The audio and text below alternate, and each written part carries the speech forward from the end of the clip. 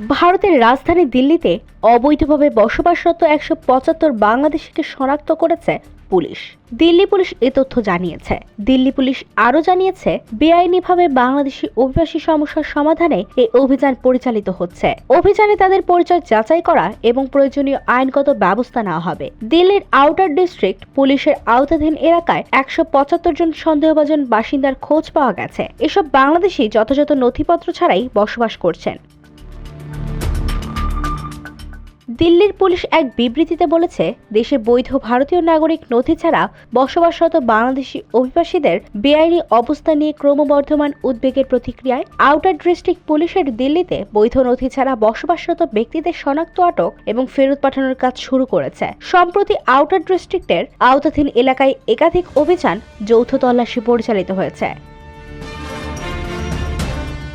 বিবৃতিতে আরও বলা হয়েছে, এই অভিযান যৌথ তল্লাশির সময় বাড়ি বাড়ি গিয়ে তল্লাশি চালানো হয়েছে। আউটার ডিস্ট্রিক্টের আওতাধীন এলাকায় ১৭৫ জন সন্দেহভাজন বাসিন্দার খোঁজ পাওয়া গেছে। তাদের জিজ্ঞাসাবাদ করা হয়েছে এবং তাদের নথি সতর্কতার সঙ্গে পরীক্ষা ও যাচাই করা হয়েছে। বিবৃতিতে আরও উল্লেখ করা হয় যে, সন্দেহভাজনদের পরিচয় স্থানীয় পুলিশ যাচাই করার জন্য তাদের নিজ নিজ এলাকায় দল পাঠিয়েছে এবং তাদের প্রতিবেদনের ভিডিওতে আইনগত ব্যবস্থা নেওয়া হবে। এই অভিযান বিভিন্ন থানা থেকে গঠিত বিশেষ দল পরিচালনা করছে। এই পরিচয় শনাক্তকরণ অভিযান দিল্লির লেফটেন্যান্ট গভর্নর বিনয় কুমার সাক্সেনার নির্দেশে পরিচালিত হচ্ছে। এর আগে দিল্লির আউটার জেলার পুলিশ বৈধ নথি ছাড়া বসবাসকারীদের অবৈধ বাংলাদেশি অভিবাসীদের শনাক্ত, আটক এবং তাদের দেশে ফেরানোর প্রক্রিয়া শুরু করেন। দেশে বৈধ ভারতীয় নথি ছাড়া বসবাসকারী বাংলাদেশি অভিবাসীদের সংখ্যা বৃদ্ধি নিয়ে উদ্বেগের পরিপ্রেক্ষিতে এই পদক্ষেপ নেয় দিল্লি কর্তৃপক্ষ।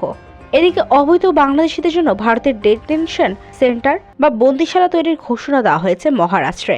রাজ্যের মুখ্যমন্ত্রী দেবেন্দ্র ফড়নবিস এই ঘোষণা দিয়েছে। IBTV, USA, new York.